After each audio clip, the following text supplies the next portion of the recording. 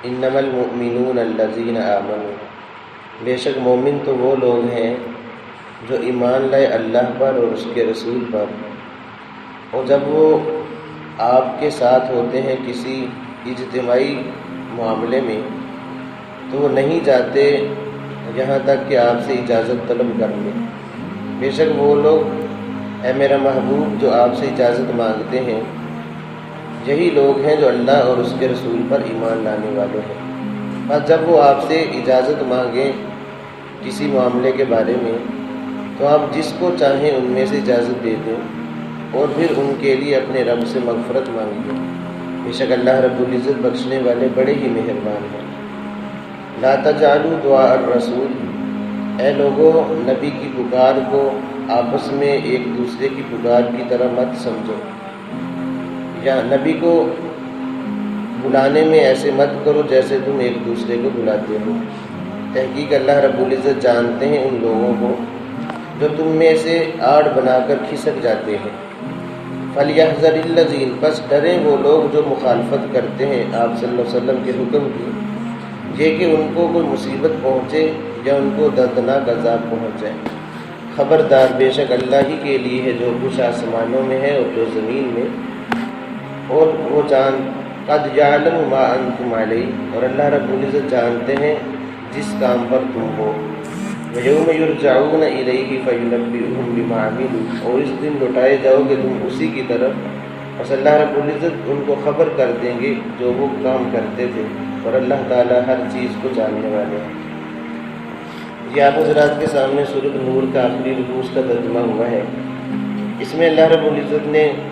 خاص طور پر دو چیزوں کو بیان فرمایا ہے۔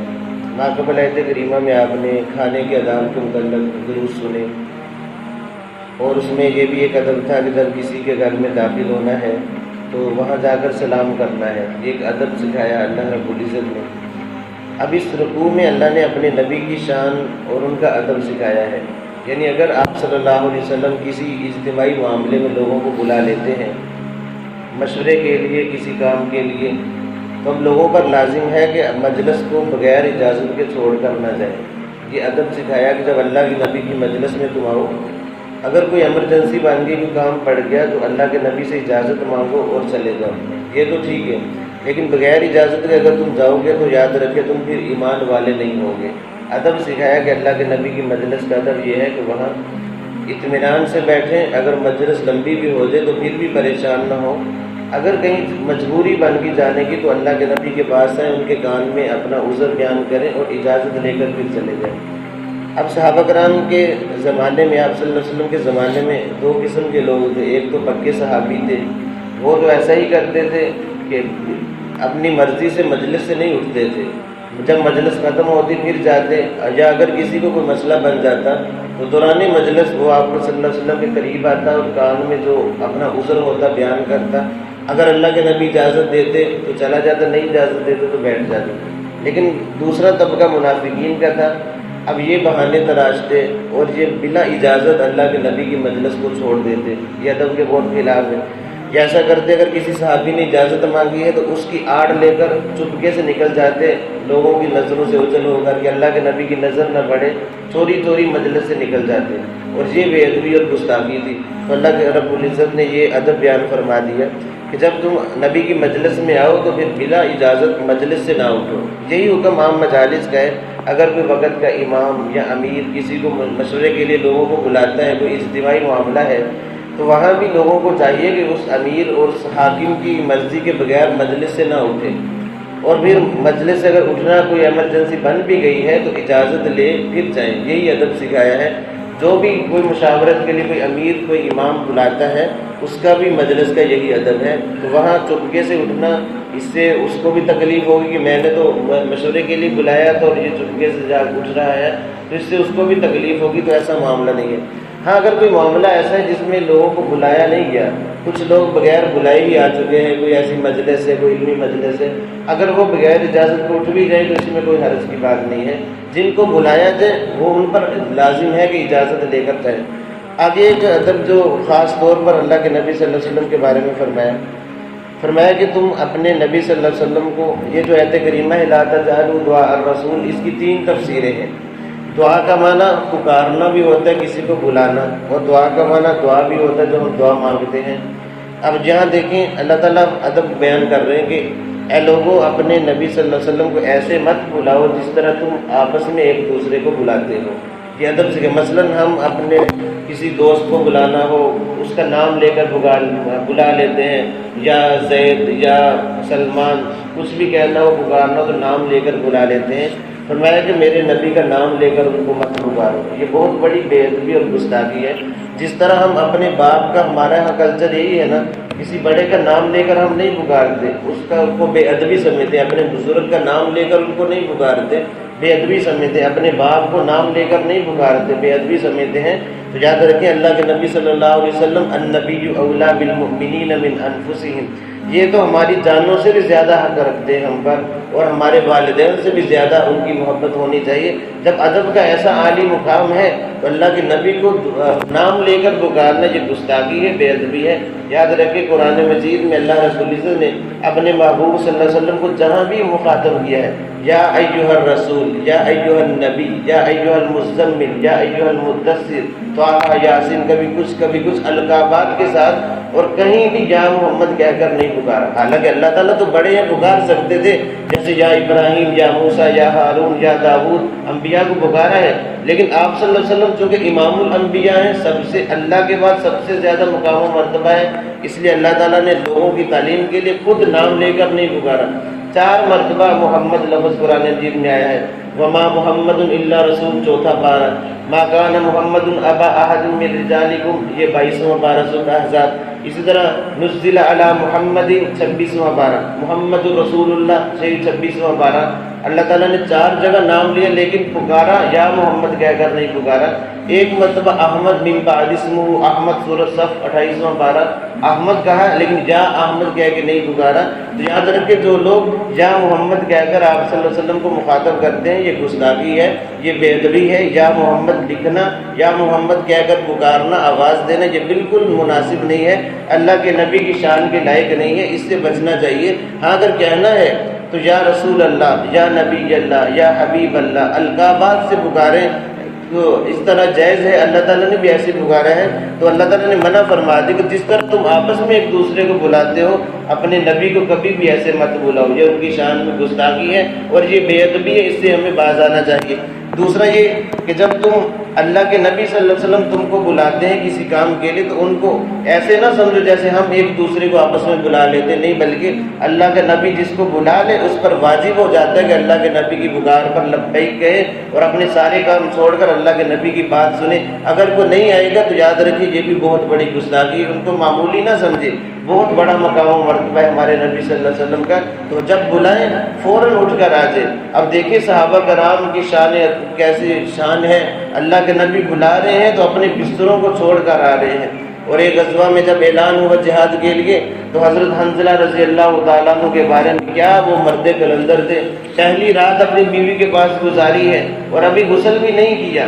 اسی حالت میں اللہ کے نبی سے کی طرف سے بلاوا آ گیا۔ اب اٹھے ہیں جانے کے لیے کہ مجھے میرے نبی نے پکارا ہے۔ بیوی نے کہا غسل تو کر لے، فرمایا میں اتنا ٹائم میرے پاس نہیں ہے، کہیں گستاخی نہ ہو جائے، اللہ کے نبی میدان جہاد میں ہو اور میں اپنے بستر پر ہوں، میری غیرت کو یہ گوارا نہیں ہے۔ اسی حالت میں اٹھے، جنگ میں شریک ہوئے اور شہید ہو گئے۔ اور اللہ کے نبی صلی اللہ علیہ وسلم نے فرمایا کہ میں دیکھ رہا ہوں فرشتے حنظلہ کو غسل دے رہے ہیں، غسیل الملائکہ، یعنی اللہ کے فرشتوں نے حنظلہ کو غسل دیا ہے۔ اب صحابہ کرام دیکھیں اللہ کے نبی نے پکارا، فوراً پکار پر لبیک کہتے۔ آج ہمیں بھی ذرا سوچنا چاہیے، اگر کوئی دینی تقاضا آ جاتا ہے، اللہ اور اس کے رسول کا پیغام آ جاتا ہے، ہمیں چاہیے کہ اپنے کاموں کو چھوڑ کر ان کی پکار پر لبیک کہیں۔ اللہ کا بلاوا 5 مرتبہ ہمیں ہمارے کانوں میں پڑتا ہے، یا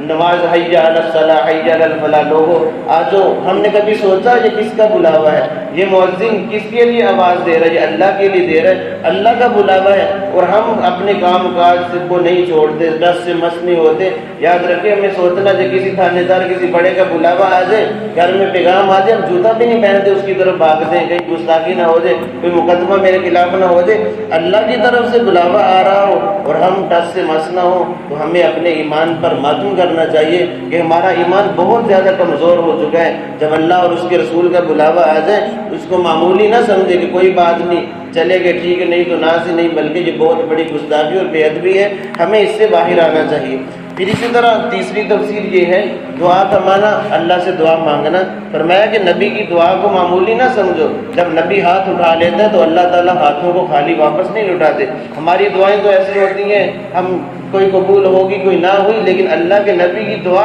جب بد دعا کسی کے بارے میں ہوگی 100% وہ قبول ہے، جو فرما دیا اللہ کے نبی نے اللہ تعالیٰ ویسا کر دیتے ہیں۔ اس لیے نبی کی دعا کو معمولی مت سمجھو، بلکہ ان سے دعائیں لو، جو دعائیں وہ کر دیں گے اللہ رب العزت نسلوں کو آباد کر دیں گے اور نسلوں میں وہ دعائیں جاری ہو جائیں گی۔ اگر کسی کے لیے بد دعا اللہ کے نبی نے کر دی تو اس کو بھی معمولی نہ سمجھو۔ اللہ کے نبی نے جس کے لیے بھی بد دعا کی،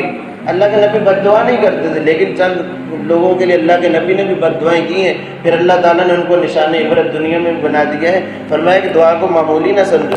آگے اللہ تعالیٰ فرماتے ہیں کہ اللہ تعالیٰ ان لوگوں کو جانتے ہیں جو چپکے سے مجلسوں سے نکل جاتے ہیں، کوئی آڑ کوئی سہارا لے کر کہ ہمیں کون سا نبی دیکھ رہے ہیں۔ تو یاد رکھے اللہ کے علم میں ہے سب کچھ، جو بھی ایسا دھوکہ فساد کرتے ہیں اپنے اللہ کے نبی کے ساتھ اللہ رب العزت کے علم میں ہے۔ فَلْيَحْذَرِ الَّذِينَ يُخَالِفُونَ، آگے عام لوگوں کو خطاب فرمایا، وہ لوگ جو اللہ کے نبی کی مخالفت کرتے ہیں، ان کی بات کو نہیں مانتے اور اللہ تعالیٰ کی بات کو نہیں مانتے، وہ اس بات سے ڈریں کہ کہیں کسی فتنے میں مبتلا نہ ہو جائیں، کہیں دردناک عذاب ان کو نہ پہنچے۔ یاد رکھیں آج ہمارے اوپر جو تباہیاں آئی ہوئی ہیں، ہم نے اللہ اور اس کے رسول کے احکامات کو پس سے پشت ڈال دیا، چھوڑ دیا ہے۔ جب ہم نہیں چلتے تو اللہ کا وعدہ ہے مصیبتیں پریشانیاں تو آنی ہی ہیں، ایک ہی ہمارے پاس در ہے اللہ اور اس کے رسول کے طریقوں کے مطابق آ جائیں، انشاءاللہ دنیا میں بھی ہم سرخرو ہو جائیں گے اور آخرت میں بھی سرخرو ہو جائیں گے۔ جتنے بھی فسادات آتے ہیں ہماری اپنی کرتوتیں ہیں، ہمارے اپنے گناہ ہیں جو ہمارے سامنے آتے ہیں، اس لیے ہمیں اللہ اور اس کے رسول کے حکموں کو ماننا چاہیے۔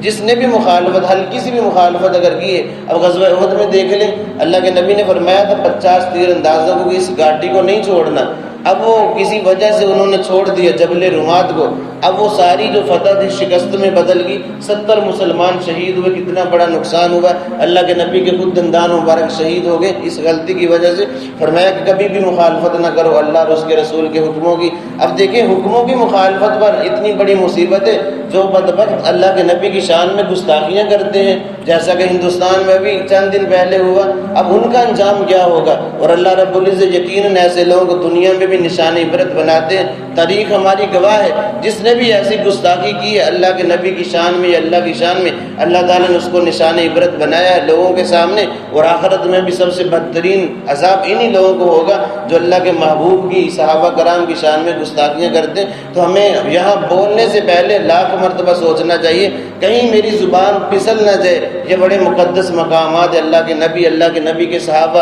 اولیاء کرام کبھی بھی ان کی دشمنی اپنے دل میں نہ پالیں، وگرنہ اللہ کا براہ راست اعلان جنگ ہوتا ہے ایسے لوگوں کے خلاف۔ تو فرمایا کہ ان کے کسی بھی حکم کی مخالفت نہ کرو، وگرنہ دردناک عذاب تم پر آ جائے گا۔ پھر آگے فرمایا اللہ تعالیٰ نے اپنی بادشاہت کو بیان فرمایا، جو کچھ اس کائنات میں ہے، دھرتی میں، سب کچھ اللہ رب العزت کا ہے، اور جو کچھ ہم کر رہے ہیں سب کچھ اللہ کے علم میں ہے، اور ایک دن ہم لوٹیں گے اللہ کی طرف اور اللہ تعالیٰ ہمیں باخبر کریں گے جو ہم نے عمل کیے، اچھے کیے تو اس کا اچھا بدلہ اللہ تعالیٰ دیں گے، برے اعمال ہوئے تو برا بدلہ ہمارے سامنے آئے گا۔ اور اللہ کی ذات ایسی ذات ہے بکل شیء علیم، ہر چیز سے باخبر ہے، ہر چیز کو جاننے والی ہے۔ ہمارے دلوں میں کیا کچھ چل رہا ہے یہ بھی اللہ رب العزت کے علم میں ہے۔ جب ایسی باریک بین ذات ہے تو ہمیں ہر قدم اٹھانے سے پہلے ایک لمحے کے لیے سوچ لینا چاہیے کہ میرا مالک، میرا خالق مجھے دیکھ رہا ہے، کہیں میرا کہ یہ قدم اٹھنے والا یہ نافرمانی میں نہ چلا جائے۔ جب یہ تصور ہوگا کہ میرا اللہ مجھے دیکھ رہا ہے تو ہم بہت سارے گناہوں سے بچ سکیں گے۔ اسی پر سورۃ النور کا اختتام ہوتا ہے، اور یہ تقریباً 68 دروس میں یہ سورت کمپلیٹ ہوئی ہے۔ اللہ رب العزت سے دعا ہے اس میں جو کمی بیشی ہماری جانب سے رہ گئی ہے اپنے فضل سے پوری فرمائے، اور جو اس کے احکامات ہم نے سنے ہیں، بیان کیے ہیں، اللہ تعالیٰ ہمیں اس پر عمل کرنے کی توفیق عطا فرمائے، اور دنیا میں جہاں بھی ہماری آواز پہنچی ہے اللہ تعالیٰ سب کو اس کے مطابق جزائے خیر عطا فرمائے، اور خاص طور پر ہمارے والدین، ہمارے اساتذہ جن سلسلوں سے یہ ہم تک علم پہنچے، اللہ تعالیٰ ان کو بھی اپنے جناب سے جب بدلہ خیر عطا فرمائے، اور اللہ رب العزت ہمیں بھی اس پر عمل کرنے کی توفیق عطا فرمائے۔